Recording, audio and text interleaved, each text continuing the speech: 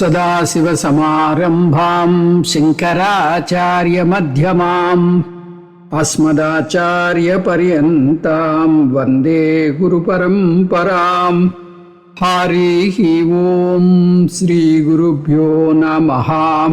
हरिः ओं सैषानन्दस्य मीमांसा भवति युवा स्यात् साधु युवाध्यायकः आशिष्टो दृढिष्टो बलिष्ठः तस्येयं पृथिवी सर्वा वित्तस्य पूर्णा स्यात् स एको मानुष आनन्दः ते ये शतं मानुष आनन्दाः स एको मनुष्य गन्धर्वाणामानन्दः श्रोत्रियस्य चाकामः तस्य ते ये शतं मनुष्य गन्धर्वाणामानन्दाः स एको देवगन्धर्वाणामानन्दः श्रोत्रियस्य चाकामः तस्य ते ये शतं देवगन्धर्वाणामानन्दाः स एकः पितॄणां चिरलोकलोकानामानन्दाः स एक आजानजानां देवानामानन्दः श्रोत्रियस्य चाकामः तस्य ते ये शतमाजानजानां देवानामानन्दाः स एकः कर्मदेवानां देवानामानन्दः ये कर्मणा देवान् प्रियन्ति श्रोत्रियस्य चाकामः तस्य ते ये शतं कर्मदेवानां देवानामानन्दाः स एको देवानामानन्दः श्रोत्रियस्य चाकामः तस्य ते ये शतं देवानामानन्दाः स एक इन्द्रस्यानन्दः श्रोत्रियस्य चाकामः तस्य ते ये शतमिन्द्रस्यानन्दाः स एको बृहस्पतेरानन्दः श्रोत्रियस्य चाकामः तस्य ते ये शतं बृहस्पतेरानन्दाः स एकः प्रजापतेरानन्दः श्रोत्रियस्य चाकामः तस्य ते ये शतं प्रजापतेरानन्दाः स एको ब्राह्मण आनन्दः श्रोत्रियस्य चाकामः तस्य स यश्चायं पुरुषे यश्चासावादित्ये स एकः स य एवं वित् अस्मान् लोकात् प्रेत्य।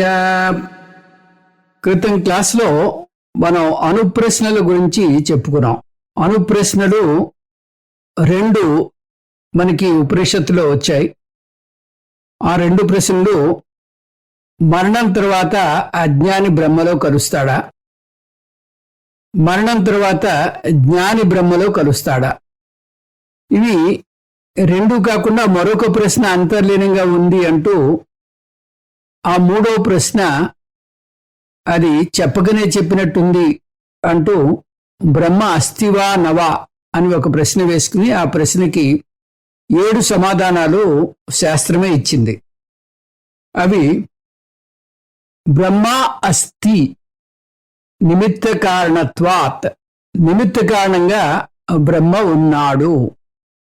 ఇంత పెద్ద జగత్తు ఇంత నియామకంగా ఇంత నియమబద్ధంగా ఇక్కడ మనకి సృష్టించబడింది అంటే దీని వెనకాల ఎవరో ఒక సృష్టికర్త ఉండి ఉండాలి అనేది ఒక హేతువు. బ్రహ్మ అస్తి జీవరూపేణ వర్తమానత్వాత్, అనుప్రవేశ శృతిలో ఆ పరమాత్మే జీవుల్లో ప్రవేశించి జీవుడిగా వ్యవహరిస్తున్నాడు కాబట్టి పరమాత్మే జీవాత్మ అంటూ ఆ మహావాక్య ప్రతిపాదన చేసింది శాస్త్రం. మూడోది బ్రహ్మ అస్తి ఉపాదాన కారణత్వాత్, ఇంత సృష్టి తయారవడానికి ఇంత సృష్టించబడ్డానికి ముడిసరికేది అని ప్రశ్నిస్తే అక్కడ బ్రహ్మ ఒక్కడే ఉన్నాడు, బ్రహ్మ తప్ప మరొకటి లేదు. కాబట్టి ఆ బ్రహ్మే ఉపాదాన కారణమయ్యాడు అంటోంది శాస్త్రం. బ్రహ్మ అస్తి సుకృత ప్రసిద్ధే, బ్రహ్మ తనకు తానుగా సృష్టించుకున్నాడు. స్వయంభూ, స్వయం కృతం. కాబట్టి సుకృత ప్రసిద్ధంగా బ్రహ్మ ఉన్నాడు. బ్రహ్మ అస్తి రసప్రసిద్ధే. బ్రహ్మ ఆనందహేతువుగా, మనకేదైనా ఆనందం కలుగుతోంది అంటే ఆ ఆనంద స్వరూపమైనటువంటి బ్రహ్మ వల్లే. నా యొక్క నిజస్వరూపము ఆనంద స్వరూపము, దాని నుంచే ఆనందము, ఈ కోశానందం అనేది ఉత్పన్నమవుతోంది. కాబట్టి రసప్రసిద్ధే బ్రహ్మ అస్తి. బ్రహ్మ అస్తి జడ శరీరే చేష్టాదర్శనత్వాత్. ఈ జడ శరీరంలో చేష్టలు కనిపిస్తున్నాయి, చేతనత్వం కనిపిస్తోంది. కాబట్టి బ్రహ్మ ఉంది, బ్రహ్మ ఉన్నాడు. బ్రహ్మ అస్తి భయ అభయ కారణత్వాత్. అభయానికి బ్రహ్మే కారణము, భయానికి కూడా బ్రహ్మే కారణము. ఇదిలాగా బ్రహ్మ నేను వేరు అని ఒక లవలేశమైనటువంటి భేదబుద్ధైన ఉన్నట్టయితే ఆ భయం తప్పదు. అతతస్య భయం భవతి, ఉదరం అంతరం కురితే అతతస్య భయం భవతి అంటుంది తైత్రీయం. అదే భేదబుద్ధి లేనట్టయితే భయం అనేదే లేదు అని, భయము అభయము రెండు కూడా ఆ బ్రహ్మ వల్లే ఏర్పడుతున్నాయి అంటుంది శాస్త్రం. ఇప్పుడు అనుప్రశ్నలకి సమాధానం చెప్పలేదు శాస్త్రం. అవి చొప్పదంటు ప్రశ్నలుగా పక్కన పెట్టేసింది. ఎందుకంటే బంగారంతో ఆభరణాలు చేయబడ్డాయి. బంగారం వల్లనే ఆభరణాలు మనుగడ సాగిస్తున్నాయి. మళ్ళీ కరిగిస్తే బంగారంలో లయమైపోతాయి. అదే మాదిరిగా ఈ జీవుడు బ్రహ్మ నుంచే వచ్చాడు, బ్రహ్మ వల్లే మనుగడ సాగిస్తున్నాడు, అంత్యంలో బ్రహ్మలో లయమైపోతాడు. బ్రహ్మకి ఎప్పుడు ఏ కాలంలోనూ దూరంగా లేడు. కాకపోతే అజ్ఞానికి నేను బ్రహ్మకి దూరంగా లేను అనేటటువంటి విషయం తెలియదు, బ్రహ్మనే నేను అనేటటువంటి విషయాన్ని తెలియదు. నిజ స్థితిగా నా యొక్క స్వరూపరీత్యా, నా స్వరూప దృష్ట్యా నేనే బ్రహ్మను అని అజ్ఞానికి తెలియదు, జ్ఞానికి తెలుసు. జ్ఞానికి నేనే బ్రహ్మని, నేను బ్రహ్మకి ఎప్పుడూ దూరంగా లేను, ఆ బ్రహ్మ నేను ఒకటే అనేటటువంటి నిష్ఠలో ఉన్నాడు. అది ఒకటే తేడా తప్పితే ఇద్దరూ బ్రహ్మే, బ్రహ్మకి ఎప్పుడూ దూరంగా లేరు. కాబట్టి ఈ ప్రశ్నకి మౌన వ్యాఖ్యానం చేసింది శాస్త్రం. ఇప్పుడు ఈ ఆనంద మీమాంస గురించి రసప్రసిద్ధే అని చెప్పుకున్నాం కదా. రసప్రసిద్ధి అంటే ఆనందానికి హేతువు బ్రహ్మ అని చెప్పుకున్నాం. ఈ ఆనందం యొక్క పరిమితులు ఎంతున్నాయి, ఈ కోశానందం ఎంతవరకు మనం అనుభవించవచ్చు అనే విషయం మీద మనకి చర్చ సాగుతోంది. సైషానందస్య మీమాగుంసా భవతి యువా స్యాత్ సాధు యువాధ్యాయకః ఆశిష్టో దృఢిష్టో బలిష్ఠః తస్యేయం పృథివీ సర్వా విత్తస్య పూర్ణా స్యాత్ స ఏకో మానుష ఆనందః. కా పరఃప్రాప్తి, మోక్ష ప్రాప్తి అంటే ఏమిటి అని ముందుగా ప్రశ్న వేసుకున్నాం. దానికి వృత్తిపరంగా సోస్నుతే సర్వాన్ కామాన్ సహా బ్రహ్మణా విపశ్చితేతి అని ఇంతకు ముందే చెప్పుకున్నాం.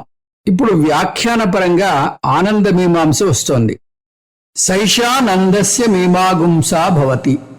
పారాయణం చేసేటప్పుడు మీమాంస అనే పదాన్ని మీమాగుంస అని వస్తుంది.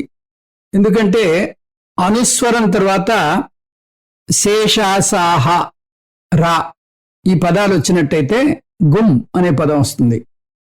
ఇది మనం గుర్తుంచుకోవాలి. ఇక్కడ ఈ అనువాకం ఆనంద మీమాంస చేస్తోంది. యువా స్యాత్, ఒక యువకుడిని తీసుకుందాం. అతని అంగాలన్నీ చాలా చక్కగా పనిచేస్తూ ఉండాలి. ఎందుకంటే అంగాలన్నీ ఉంటేనే ఇంద్రియ సుఖాల్ని సంపూర్ణంగా అనుభవించగలడు. సాధు యువాహ, సాధు పదం యువకునికి విశేషణంగా వాడబడింది. యువకుడైనా కూడా సజ్జనుడు కాకపోవచ్చు, సజ్జనుడు అయినా కూడా యువకుడు కాకపోవచ్చు. కాబట్టి సాధు యువకుడైతే ధార్మిక జీవనాన్ని గడుపుతాడు. అంటే అతనికి భగవద్గీతలో కృష్ణ పరమాత్మ పేర్కొన్నటువంటి అమానిత్వము, అదంబిత్వము, అహింస, క్షాంతి, ఆర్జవము ఇటువంటి విలువలన్నీ కూడా పుష్కలంగా ఉంటాయి. ఒక యువకుడు శారీరకంగా బలంగా ఆరోగ్యకరంగా ఉన్నా కూడా అతని జీవితం ధార్మికంగా లేనట్టయితే అతని మనస్సు అనారోగ్యంగా ఉంటుంది. నిజానికి మనిషి పాటించే విలువలను బట్టి అతని మానసిక ఆరోగ్యాన్ని బెరీజు వేయొచ్చు. అందువల్ల మానసిక శారీరక ఆరోగ్యాలు రెండూ బాగుంటేనే అతను ఆనందాన్ని పూర్తి స్థాయిలో పొందగలుగుతాడు. ఈ విలువలు ఎలా పెంపొందించుకోగలడు? ఇది చాలా అపురూపమైనటువంటి విషయం. యువతకు మొట్టమొదటి సమస్యే గర్వం లేదా మదం. కృష్ణ పరమాత్మ పాటించమని చెప్పిన మొట్టమొదటి విలువే అమానిత్వం, గర్వం లేదా మదం లేకపోవడం. గర్వం లేని యువకుడు తక్కిన విలువలను తేలికగా సునాయాసంగా పాటించగలుగుతాడు. అధ్యాయక ఈ నిరాడంబరతను ఎలా పెంపొందించుకున్నాడు? అతడు శాస్త్రాన్ని అధ్యయనం చేశాడు కాబట్టి అంటోంది తైత్రీయం. శాస్త్ర అధ్యయనం ఒక్కటే అమానిత్వాన్ని పెంపొందించగలదు. విద్యా దదాతి వినయం, వినయాత్ యాతి పాత్రతాం, పాత్రత్వాత్ ధనమాప్నోతి, ధనాత్ ధర్మం, తతః సుఖం. ధర్మశాస్త్ర అధ్యయనం వల్ల మాత్రమే వినయాన్ని పొందొచ్చు. వేరే ఏ విద్య కూడా ఆ వినయాన్ని ఇవ్వదు. అందువల్ల అధ్యాయిక అంటే గురుకులంలో ధర్మశాస్త్రాన్ని అధ్యయనం చేసిన వ్యక్తి అని అర్థం. ఆశిష్ట, ఈ యువకుడు చాలా చురుకైన సమర్థవంతమైనటువంటి వ్యక్తి. అప్పుడే అతను విషయానందాన్ని పూర్తి స్థాయిలో అందుకోగలడు. అంటే అతనికి బద్ధకం ఏమాత్రం లేదు. దృఢిష్ట, చాలా దృఢ చిత్తము కలవాడు, దృఢమైన చిత్తము కలవాడు. అంటే మనోబలం మెండుగా కలిగినవాడు. ఎన్ని ఆటంకాలు ఎదుర్కొన్నా కూడా అనుకున్నది సాధించగలడు. బలిష్ట, శారీరకంగా ఎంతో బలశాలి. అంటే యువకుడికి విషయ వస్తువులు అనుభవించడానికి కావలసినటువంటి అంతరంగ సంపద సమృద్ధిగా ఉండాలి. శారీరక మానసిక ఆరోగ్యం పూర్తి స్థాయిలో ఉండాలి. శాస్త్ర అధ్యయనం చేశాడు కాబట్టి ధార్మిక జీవనం గడుపుతున్నాడు. చురుకైన వ్యక్తి, దృఢచిత్తం ఉంది, బలశాలి. కానీ ఆనందానికి కొలబద్దగా నిలవాలంటే ఇవి మాత్రం చాలదు. విషయ వస్తువును అనుభవించాలంటే ఆ వస్తువులు కూడా అందుబాటులో ఉండాలి కదా. ఉదాహరణకు అతను ఆరోగ్యంగా ఉన్నాడు, బాగా ఆకలి వేస్తోంది, కానీ తినడానికి ఆహారం లేకపోతే ఏమిటి ప్రయోజనం? అందుకని మళ్ళీ ఉపనిషత్తే అంటోంది, తస్యేయం పృథివీ. అతని ముందు ఆంతర సంపదతో పాటు బాహ్య సంపద కూడా ఉందిట. ఏమిటది? ఈ మొత్తం పృథివీ అంతా అతనిదే అంటోంది. అది ఎలా సాధ్యం అని అడక్కండి. అటువంటి పరిపూర్ణమైనటువంటి పరిస్థితిని ఊహించుకుని చెబుతోంది ఉపనిషత్. సర్వా విత్తస్య పూర్ణా స్యాత్. అంతేనా? మొత్తం పృథివే కాకుండా పృథివిలో ఉన్న సంపద అంతా, భూమిలో దాగున్నటువంటి బంగారు గనులు, వజ్రాలు సమస్తం అతనికే చెందుతాయి. ఈ విధంగా అతనికి ఆనందం కలగడానికి అవసరమైన బాహ్య విషయాలు, ఆంతర పరికరాలు అన్నీ సమృద్ధిగా ఉన్నాయి. అవి ఎప్పటికీ ఉంటేనే ఆనందంలో ఓలలాడగలుగుతాడు. ఆనందంలో మునిగి తేలాలంటే ఆధ్యాత్మిక, ఆది భౌతిక సంపద పూర్తి స్థాయిలో ఉండాలి. స ఏకో మానుష ఆనంద.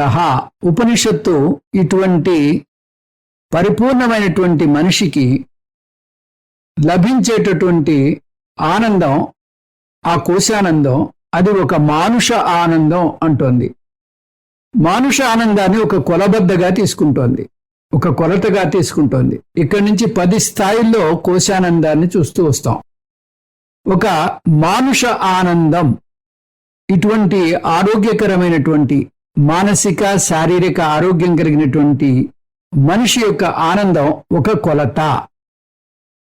తేయే శతం మానుష ఆనందా స ఏకో మనుష్య గంధర్వాణామానందః శ్రోత్రియస్య చాకామహతస్య. ఈ ఆనంద మీమాంస పారాయణ చేస్తేనే ఒళ్ళంతా పులకరిస్తుంది ఆనందంతో. ఇప్పుడు మనుష్య ఆనందం నుంచి 10 స్థాయిలకి పైకి తీసుకువెళ్తుంది ఉపనిషత్తు. ప్రతి ఒక్క స్థాయిలోనూ ముందున్న స్థాయి కన్నా 100 రెట్లు ఎక్కువ ఆనందం ఉంటుంది. అంటే మానుష ఆనందం తర్వాత స్థాయి అయినటువంటి మనుష్య గంధర్వ లోకంలో ఆనందం 100 రెట్లు ఉంటుంది. అంటే 1 తర్వాత 2 సున్నాలు పెట్టుకోవాలి.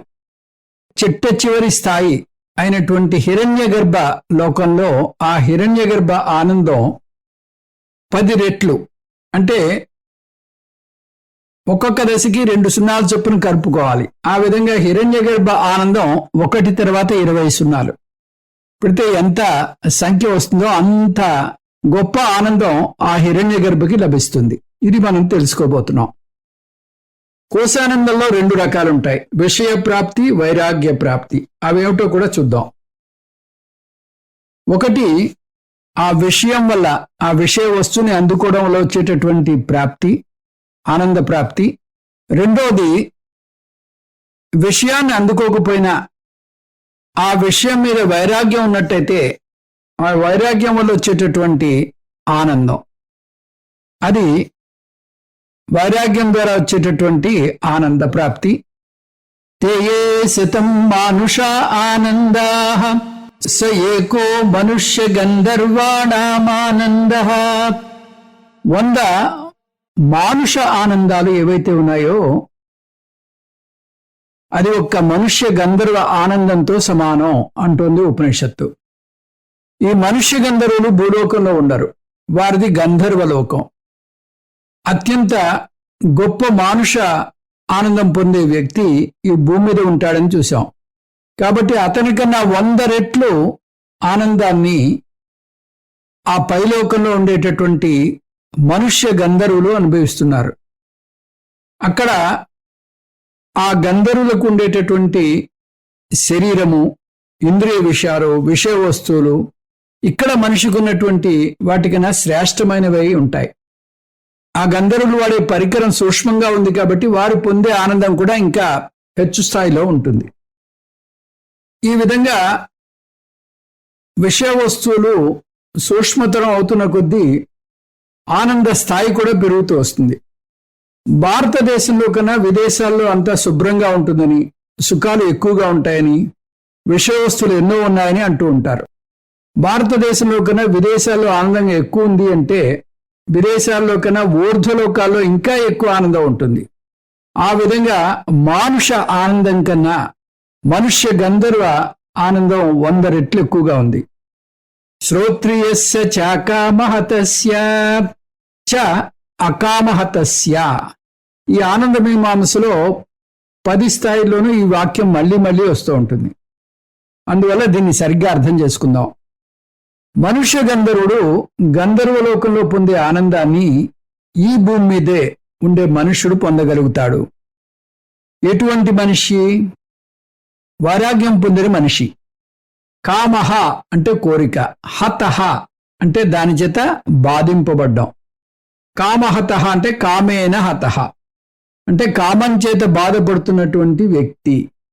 అతనికి ఏదో ఒక కొరత బాధిస్తూనే ఉంటుంది.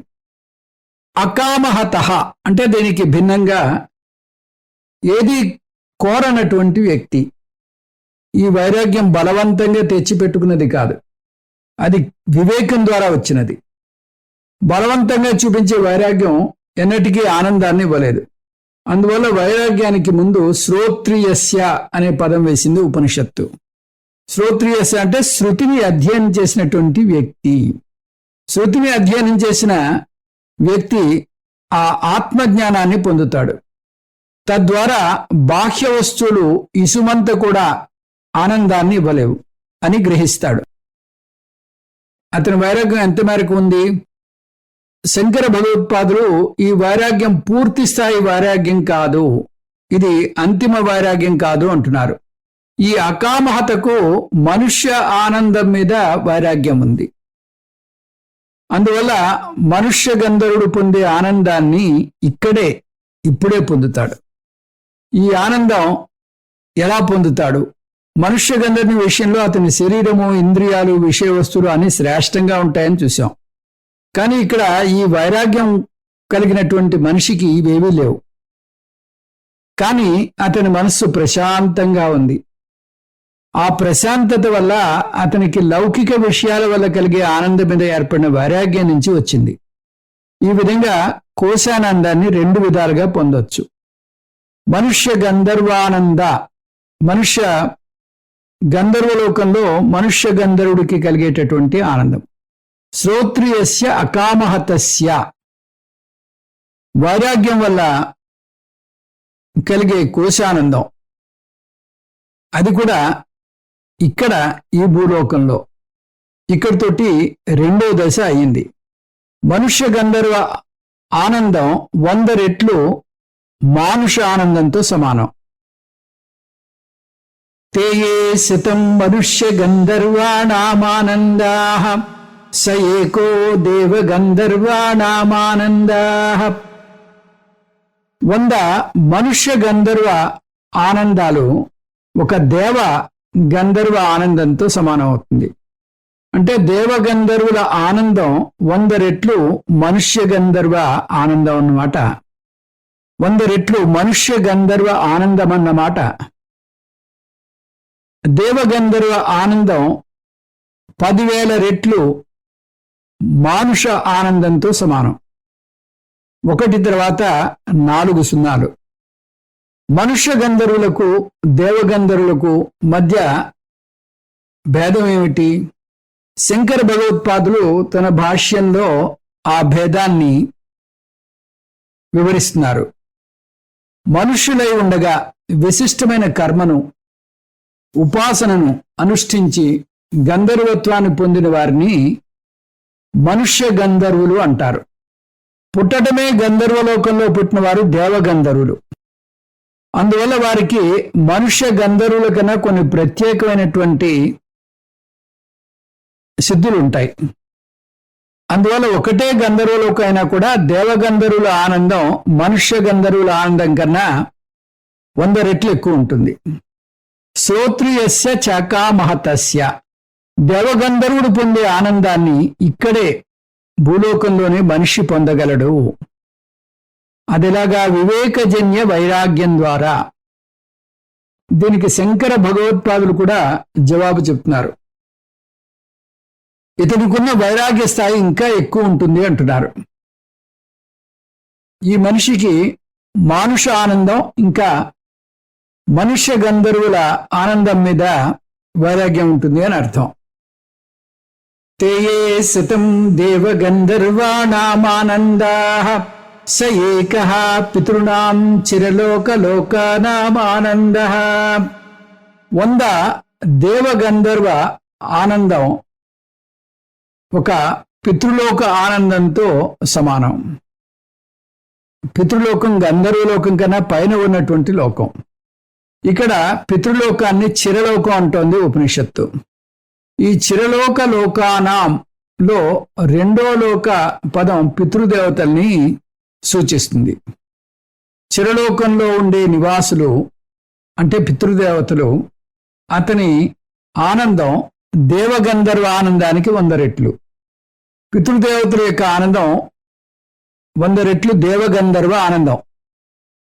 అంటే ఒక పితృదేవత యొక్క ఆనందం 1 తర్వాత 6 సున్నాలు మనుష్య ఆనందంతో సమానం. శ్రోత్రియస్య చకామహతస్య, పితృలోకంలో పొందేటటువంటి ఆనందం ఇంకా ఎక్కువ వైరాగ్యం ఉంటే మనిషి భూలోకంలోనే పొందొచ్చు. వైరాగ్యం ఎంత ఎక్కువ ఉంటే మనస్సు అంత ప్రశాంతంగా ఉంటుంది. ఈ వైరాగ్యాన్ని ఎలా కొలుస్తారు? ఈ వైరాగ్యం మానుష ఆనందం మీద, మనుష్య గంధర్వ ఆనందం మీద, దేవ గంధర్వ ఆనందం మీద ఉండాలి. అంటే 3 స్థాయిల ఆనందం మీద వైరాగ్యం ఉంటే 4వ స్థాయిలో పితృదేవతల ఆనందాన్ని పొందగలుగుతాడు. తే యే శతం పితॄణాం చిరలోకలోకానామానందాః స ఏక ఆజానజానాం దేవానామానందః. పితృదేవతల యొక్క 100 ఆనందాలు దేవలోకానికి వెళ్ళినటువంటి దేవతల ఒక ఆనందానికి సమానం. ఆజానహ అంటే స్వర్గలోకం, ఆజానజహ అంటే స్వర్గలోక వాసి. ఈ స్వర్గలోకానికి 2 రకాల కర్మల ద్వారా పొందొచ్చు. అక్కడ కూడా తారతమ్యాలున్నాయి. స్మార్త కర్మలను స్మృతి గ్రంథాలు నిర్దేశిస్తాయి. స్మార్త కర్మలు చేసి పుణ్యం సంపాదించి స్వర్గలోకానికి వెళ్ళిన వారిని ఆజానజ దేవతలు అంటారు. ఆజానజ దేవత ఆనందం 100 రెట్లు పితృదేవత ఆనందానికి సమానం. ఒక ఆజానజ దేవత ఆనందం 1 తర్వాత 8 సున్నల సంఖ్య మానుష ఆనందంతో సమానం. శ్రోత్రియస్య చాకామహతస్య. ఆజానజ దేవతలు పొందే ఆనందాన్ని ఇంకా ఎక్కువ వైరాగ్యం ఉంటే మనిషి భూలోకంలోనే పొందొచ్చు. శ్రోత్రియస్య అకామహతః అంటే శృతిని నేర్చుకుని వివేకం ద్వారా వైరాగ్యం పొందిన వ్యక్తి అని మర్చిపోకూడదు. అతనికి ఆజానజ లోకం కన్నా కింద లోకాల వరకు ఉన్న పితృలోకం వరకు వైరాగ్యం ఉంటుంది. అటువంటి వ్యక్తి ఈ ఆజానజ లోకంలో ఉండే ఆనందాన్ని తన మనస్సుని ప్రశాంతపరుచుకుని భూలోకంలోనే పొందగలడు. తే యే శతం ఆజానజానాం దేవానామానందః స ఏకః కర్మదేవానాం దేవానామానందః. ఆజానజ దేవతల 100 ఆనందాలు కర్మదేవతల 1 ఆనందంతో సమానం. ముందు దేవతలను స్మార్త కర్మలు చేసి స్వర్గాలకు వచ్చారన్నాం. ఈ కర్మదేవతలు శ్రౌత కర్మలు చేసి పుణ్యం సంపాదించి స్వర్గలోకానికి చేరుకున్నారు. శ్రౌత కర్మలంటే శృతి నిర్దేశించినటువంటి కర్మలు. ఇవి శృతి నిర్దేశించిన కర్మలు కాబట్టి స్మార్త కర్మల కన్నా శ్రేష్టమైనవి. అందువల్ల వీరికి కలిగే స్వర్గ సుఖాలు ఆజానజ దేవతల కన్నా ఎక్కువ ఉంటాయి. ఏ కర్మణా దేవాన ప్రియంతి. వీరు శ్రౌత కర్మలు చేశారు కాబట్టి ఉపనిషత్తు వీరిని కర్మదేవతలు అంటోంది. దేవాన్ అంటే దేవలోకం, అప్రియంతి అంటే ప్రాప్యంతి పొందుతారు. ఒక కర్మదేవత ఆనందం 100 రెట్లు ఆజానజ దేవతల ఆనందంతో సమానం. అంటే ఒక కర్మదేవత ఆనందం 1 తర్వాత 10 సున్నాలు చేరిస్తే ఎంత సంఖ్య వస్తుందో అంత మానుష ఆనందంతో సమానం. శ్రోత్రియస్య చాకామహతస్య. కర్మదేవతలు పొందే ఆనందాన్ని ఇంకా ఇంకా ఎక్కువ వైరాగ్యం ఉంటే మనిషి భూలోకంలోనే ఇక్కడే ఇప్పుడే పొందొచ్చు. అతనికి కర్మదేవతల కన్నా కింద లోకాల వరకు ఆజానజ దేవత లోకం వరకు వైరాగ్యం ఉందని చెప్పవచ్చు. ఇది 7వ స్థాయి ఆనందం. తే యే శతం కర్మదేవానాం దేవానామానందాః స ఏకో దేవానామానందః. కర్మదేవతల 100 ఆనందాలు దేవలోకంలోని 1 ఆనందంతో సమానమవుతుంది. ఈ దేవతలు స్వర్గలోకంలో ఎక్కువ స్థాయిలో ఉన్నటువంటి దేవతలు. ఆజానజ దేవతలు స్మార్త కర్మలు చేసి స్వర్గలోకానికి వస్తే కర్మదేవతలు శ్రౌత కర్మలు చేసి స్వర్గలోకానికి వచ్చారు. ఈ దేవతలు స్వర్గలోకంలో పదవులు ఉన్న దేవతలు. వారు 33 దేవతలు, అష్టవసువులు, 11 రుద్రులు, 12 ఆదిత్యులు, ఇంద్రుడు, బృహస్పతి. వీరి ఆనందం ఆజానజ దేవతల కన్నా ఎక్కువ ఉంటుంది.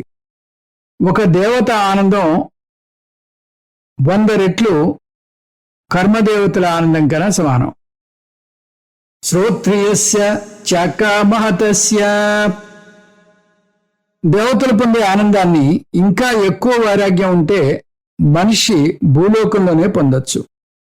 అతనికి దేవలోకం కన్నా కింద లోకాల వరకు అంటే కర్మదేవతల లోకం వరకు వైరాగ్యం ఉందని చెప్పచ్చు. తే శతం దేవానామానందాః స ఏకః ఇంద్రస్యానందః. ఈ దేవతల 100 ఆనందాలు ఇంద్రుడి యొక్క ఒక ఆనందంతో సమానం. ఇంద్రుడు దేవతలకు అధిపతి, అందువల్ల అతని ఆనందం దేవతల ఆనందం కన్నా 100 రెట్లు ఎక్కువ ఉంటుంది. ఒక ఇంద్ర ఆనందం 100 రెట్లు దేవతల ఆనందంతో సమానం. ఒక దేవత ఆనందం 100 రెట్లు కర్మదేవతల ఆనందం. ఒక దేవత ఆనందం 1 తర్వాత 12 సున్నాలు పెడితే ఎంత సంఖ్య వస్తుందో అంత మానుష ఆనందంతో సమానం. ఒక ఇంద్ర ఆనందం 100 రెట్లు దేవతల ఆనందంతో సమానం. ఒక ఇంద్ర ఆనందం 1 తర్వాత 14 సున్నాలు పెట్టిన సంఖ్య మానుష ఆనందంతో సమానం. శ్రోత్రియస్య చాకామహతస్య.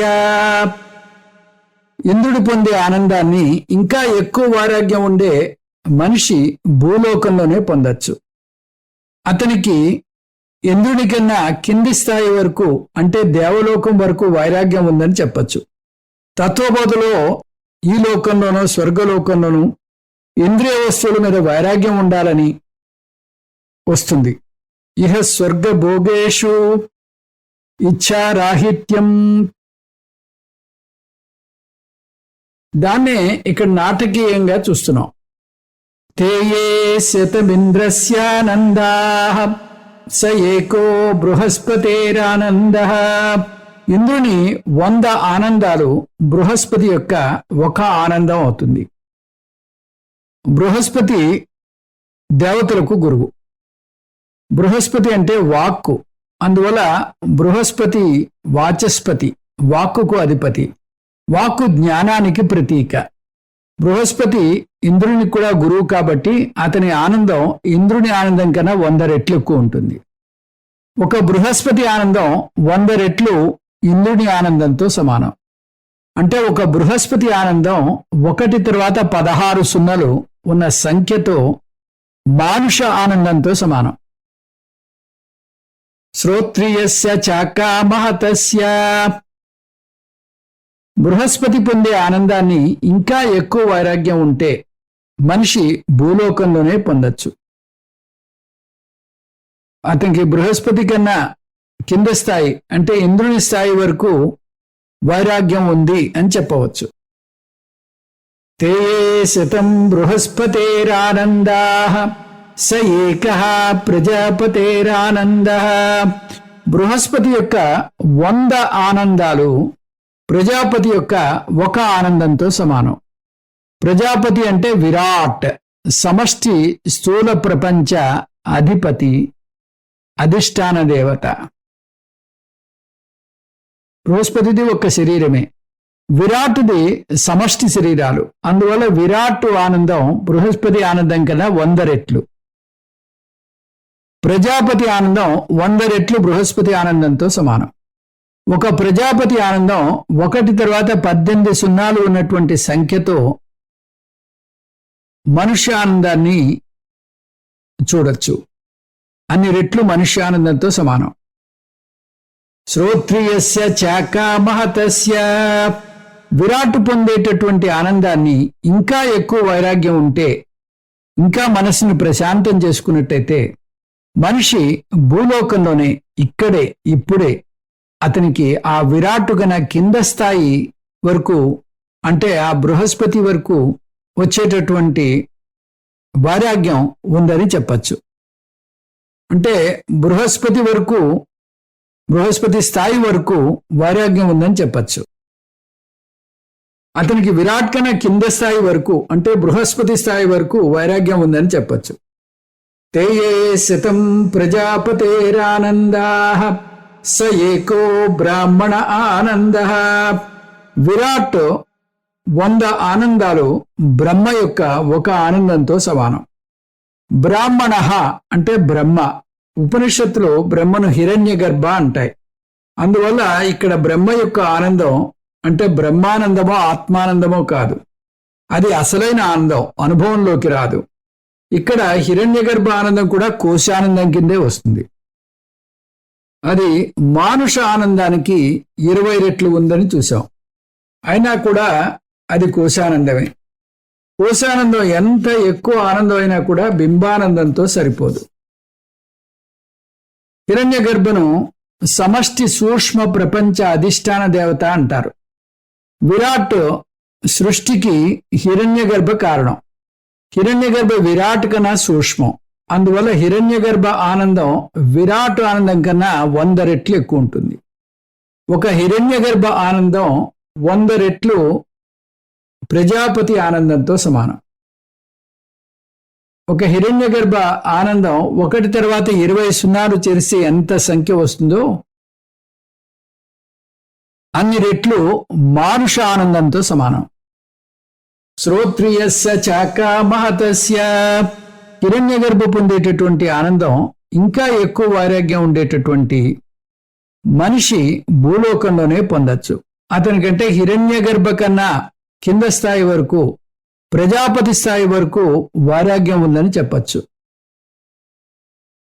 మనిషి విషయ సుఖాన్ని పొంది ఆనందం పొందే స్థాయిలను తీసుకుని హిరణ్య గర్భ లోకం వరకు తీసుకువెళ్ళింది ఉపనిషత్తు. ఊర్ధ్వలోకాలు అంటే భూలోకం కలిపి 7 లోకాలు. భూహు, భువః, సువః, మహః, జనః, తపః, సత్య లోకాలు. సత్యలోకాన్నే బ్రహ్మలోకం అని, హిరణ్య గర్భలోకం అని అంటారు.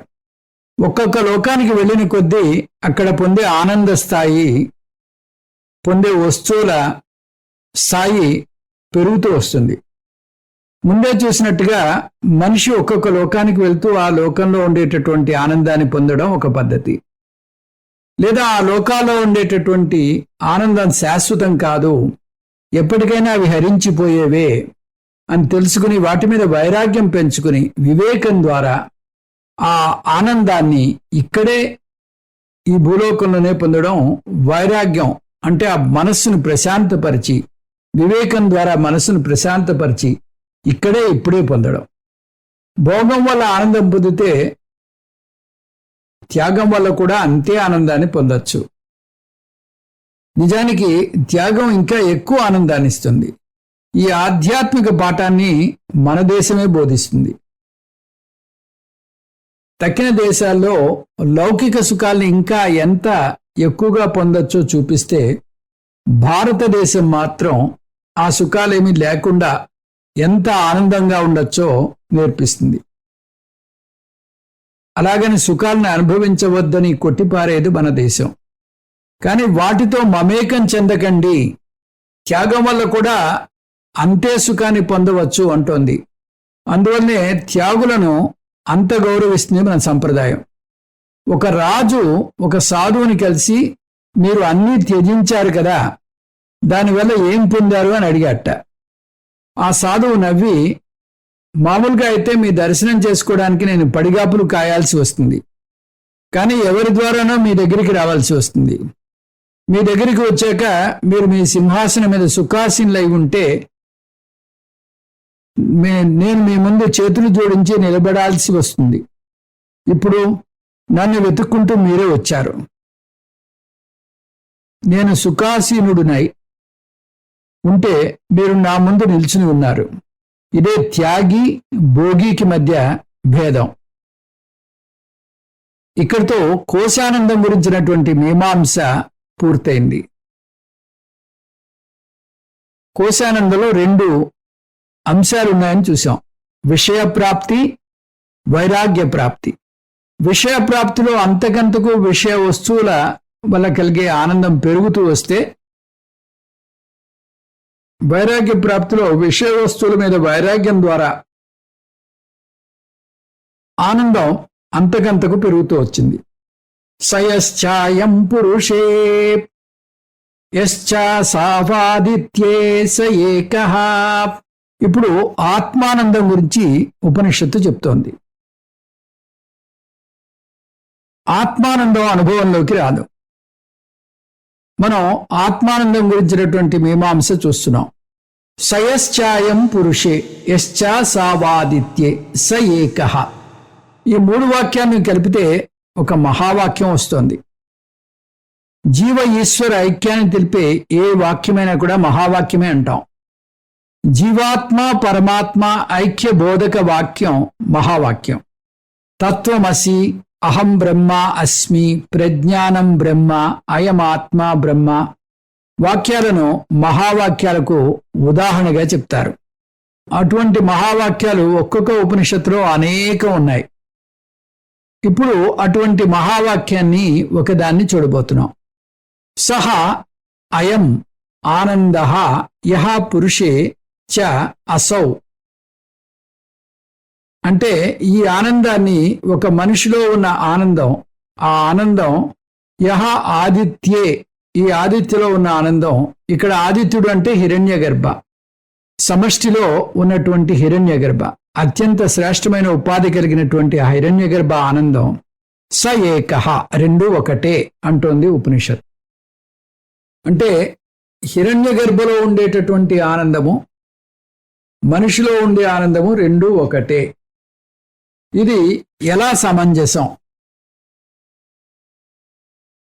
ఇంతవరకు మనిషిలో ఉండే ఆనందానికి, హిరణ్యగర్భలో ఉండే ఆనందానికి వ్యత్యాసం చూపించింది ఆనంద మీమాంసలో.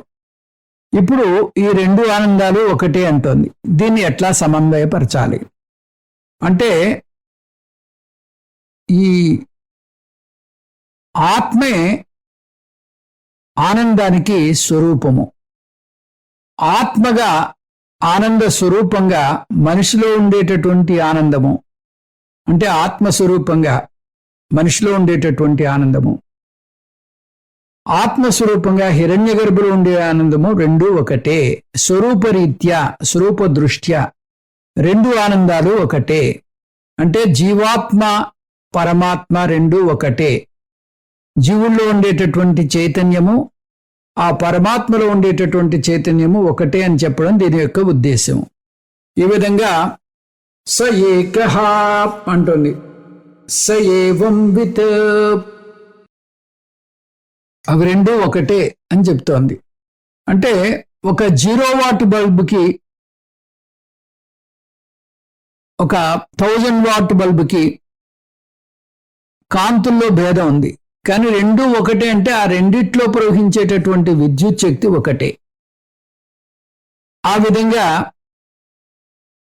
ఇక్కడ ఈ కోశానందానికి కారకమైనటువంటి ఆత్మానందం, ఆ ఆదిత్యుడైనటువంటి ఆ హిరణ్యగర్భలో ఉండేటటువంటి ఆత్మానందము లేదా బ్రహ్మానందము, ఈ జీవుల్లో ఉండేటటువంటి ఆత్మానందము రెండూ ఒకటే. అంటే రెండు చైతన్యమే అని చెప్పడం అన్నమాట. ఒక పదానికి రెండు అర్థాలు ఉంటాయి, వాచ్యార్థము, లక్ష్యార్థము. వాచ్యార్థం అంటే ఆ పైన కనిపించేటటువంటి నిఘంటు పరంగా మనకి తెలిసేటటువంటి అర్థం, ప్రత్యక్షంగా కనిపించేటటువంటి అర్థం. లక్ష్యార్థం అంటే పరోక్షమైనటువంటి అర్థం. వాచ్యార్థం మనకు దొరకనప్పుడు, వాచ్యార్థం మనకి సమంజసంగా లేనప్పుడు లక్ష్యార్థాన్ని తీసుకోవాలి. ఉదాహరణకి జంబంగుడి, లాల్గుడి, కారైక్కుడి సంగీత కచేరీ చేస్తున్నారు అని చెప్పారనుకోండి, మీకు ఆశ్చర్యం వేస్తుంది. ఎందుకంటే ఆ మూడు కేరళలో ఉన్నటువంటి 3 ఊర్లు. ఆ ఊర్లు సంగీత కచేరీ ఎలా చేస్తాయి? కాబట్టి మీకు ఇది అర్థం అవడానికి కొంచెం సమయం పడుతుంది. కానీ కర్ణాటక సంగీతం అంటే చెవి కోసుకునేవారైతే ఈ వాక్యాన్ని చాలా సులభంగా అర్థం చేసుకుంటారు. జంబంగుడిలో ప్రఖ్యాతి చెందినటువంటి సంగీత విద్వాంసుడు ఉన్నాడు. లాల్గుడిలో ప్రఖ్యాత వైలిన్ విద్వాంసుడు ఉన్నాడు. కారైక్కుడిలో ప్రముఖ మృదంగ విద్వాంసుడు ఉన్నాడు. ఈ ముగ్గురు కలిసి కచేరీ చేస్తున్నారని దీని అర్థం. అంటే ఊరు పేర్లు వాచ్యార్థం, ఊర్లకు చెందినటువంటి ప్రముఖ విద్వాంసులు కచేరీ చేస్తున్నారనేది లక్ష్యార్థం. లక్ష్యార్థం వాచ్యార్థానికి దగ్గరగా ఉండాలి.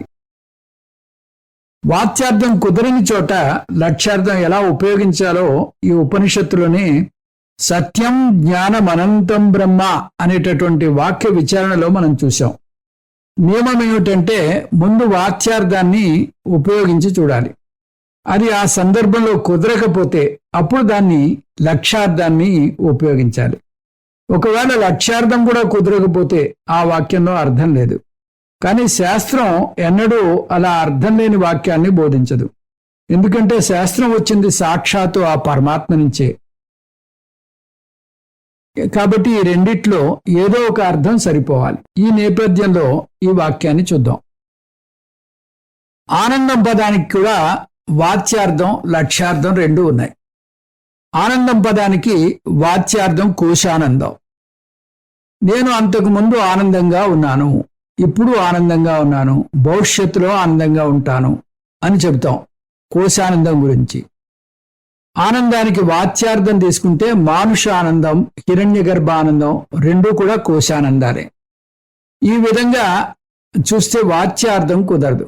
ఎందుకంటే ఈ రెండు ఆనందాల మధ్య ఒక సహస్రాంతం భేదం ఉంది. మనుష్య ఆనందం కొరత ఒకటి అనుకుంటే హిరణ్య గర్భానందం 10⁻20 అని వచ్చింది.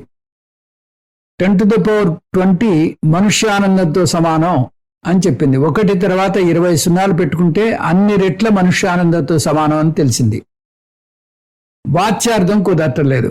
కాబట్టి లక్ష్యార్థం చూడాలి. ఇక్కడ లక్ష్యార్థం ప్రకారం ఆనందం అంటే ఆత్మానందం లేదా బింబానందం. అందువల్ల ఈ అనువాకంలో ఎవరైతే ఈ మహావాక్యాన్ని అర్థం చేసుకుంటారో వారు ఆత్మానంద జ్ఞానాన్ని పొందుతారు అని వస్తోంది. జీవాత్మ పరమాత్మ ఐక్యాన్ని బోధిస్తోంది. స్వరూప ఆనంద దృష్ట్యా ఐక్య జ్ఞానం అని అర్థం చేసుకోవాలి. జ్ఞానం పొందితే అక్షరాల స్వరూప ఆనందం పొందుతామని కాదు అర్థం. మనం ఆనంద స్వరూపులమని అర్థం చేసుకుంటే ఆనందం కోసం అరులు చేస్తూ బాహ్యంగా పరుగులు తీయడం ఆపుతాం. అందువల్ల స్వరూపానందం పొందుతాము అంటే దాని అర్థం మనమే స్వరూపానందం అని అర్థం. ఆనందంలో నిలబడి ఉండటమే. ఇప్పుడు మనం ఈ ఆనంద మీమాంసలో ముందుగా ఒక ఆరోగ్యకరమైనటువంటి, శారీరకంగా మానసిక ఆరోగ్యకరమైనటువంటి మనిషిని తీసుకుని అతనికి కానీ సర్వసంపదలు వచ్చినట్టయితే అతనికి ఉన్నటువంటి ఆనందం ఒక మానుష ఆనందం అంటూ చెప్పింది. ఆ తర్వాత ఒక్కొక్క లోకానికి వెళుతూ అక్కడ ఉండేటటువంటి ఆనందం ఈ మనుష్య ఆనందంతో పోల్చి ఎన్ని రెట్లో చెప్పింది. అలాగా 10 స్థాయిల్లో ఆనందాన్ని పెంచుతూ వచ్చి ఆ బ్రహ్మానందం, ఆ బ్రహ్మగారి యొక్క ఆనందం 1 తర్వాత 20 సున్నాలు పెడితే ఎంత సంఖ్య వస్తుందో అన్ని రెట్లు మనుష్య ఆనందంతో సమానం అని ఆ ఆనంద మీమాంస పూర్తి చేసింది. ఇదంతా కోశానందం గురించి చెప్పినటువంటి విషయం. ఇందులో ఎంత పెద్ద కోశానందం, బ్రహ్మ లోకంలో ఉండేటటువంటి ఆ హిరణ్య గర్భ గారి ఆనందాన్ని ఈ సాధువు, ఈ జ్ఞాని ఇప్పుడే పొందగలడు అని కూడా అభయాన్ని ఇచ్చింది. అంటే మనస్సుని ప్రశాంతత పరుచుకున్నట్టయితే, మనసుని వివేకం ద్వారా ప్రశాంతత పరుచుకున్నట్టయితే, పూర్ణత్వాన్ని సిద్ధించుకున్నట్టయితే ఆ ఆనందాన్ని ఇప్పుడే పొందుతాడు అంటూ అభయాన్ని ఇచ్చింది. ఆ తర్వాత మరొక వింత సమీకరణాన్ని ఇచ్చింది. ఆ ఆదిత్యుడు పొందే ఆనందం, ఈ మనిషి పొందే ఆనందం ఒకటే అంది. ఇదో పెద్ద పజిలు. ఇంత గంభీరంగా ఆనంద మీమాంసని చెప్పి మనిషి పొందే ఆనందము, హిరణ్య గర్భ పొందే ఆనందం ఒకటే అంటే ఎలా సమంజసంగా ఉంటుంది? కాబట్టి వాచ్యార్థాన్ని తీసుకోకూడదు. ఇందులో లక్ష్యార్థాన్ని మనం గ్రహించాలి. లక్ష్యార్థం ఏమిటి? ఆ హిరణ్య గర్భలో ఉండేటటువంటి చైతన్యము, మనిషిలో ఉండే చైతన్యము ఒకటే. జీవ ఈశ్వర ఐక్యాన్ని ప్రతిపాదిస్తోంది ఉపనిషత్తు. ఇలాగా ఎవరైతే ఈ భేదబుద్ధి లేకుండా ఆ బ్రహ్మే నేను అని తెలుసుకునే వాళ్ళు ఎటువంటి ప్రయోజనాన్ని పొందుతారో వచ్చే క్లాసులో తెలుసుకుందాం. ఓం తత్సత్. సర్వం శ్రీకృష్ణ అర్పణమస్తు. ఓం పూర్ణమదః పూర్ణమిదం పూర్ణాత్ పూర్ణముదచ్యతే పూర్ణస్య పూర్ణమాదాయ పూర్ణమేవావశిష్యతే. ఓం శాంతి శాంతి శాంతి. హరి ఓం శ్రీ గురుభ్యో నమః. హరి ఓం